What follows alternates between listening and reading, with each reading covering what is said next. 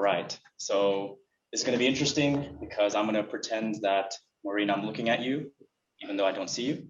But first of all, Maureen, wanted to say that condolences to you and your family for losing your mother. I don't know how that feels like. And I could tell by the end of your speech that it was very emotional for you to share something like that with us. So first of all, wanted to say that. It felt like a drive. It felt like you were a tour guide for us, driving us through Kansas City and taking us through the sites, the sites to see and the history, and pretending like we were in the back seat as you were driving us around Kansas City.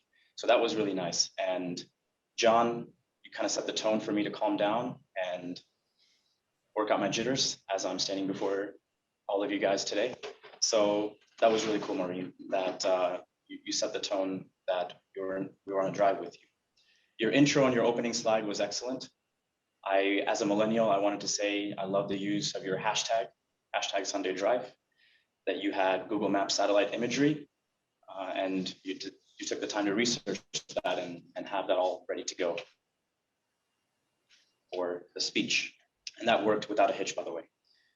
Next, you went over the history and some of the stories. That was really cool. History is nothing without the stories, right?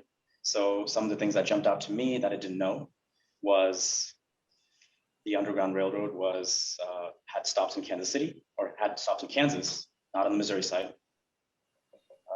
That a vet designed horse fountains to alleviate diseases that were cropping up because of horses that were running rampant throughout the city, and that we can call ourselves Little Hollywood, apparently.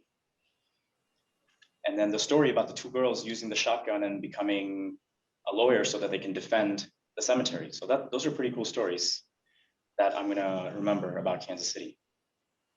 And then also the resources, you mentioned the historical marker database. I didn't know that. That's something that I will be using in the future if I'm planning trips around the US. So those are really cool. And then I love the way that you ended. You made it very personal. You had pictures, and you talked about the difference in how the drives have been before and after your mother passed away. And the way that you ended, specifically the quotes that you used, I'm going to say those again because those really hit me, because I know you probably worked on having a ending which really resonated with us. So I'm going to repeat that again.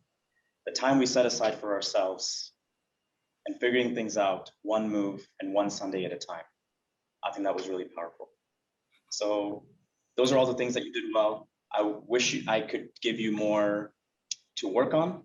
Unfortunately, I couldn't see the reaction to the audience that you wanted me to tell you about. But I can imagine if everyone felt the way that I did, that we felt very relaxed. We felt that we were on a drive with you. And please consider being a tour guide on the weekends. That's it.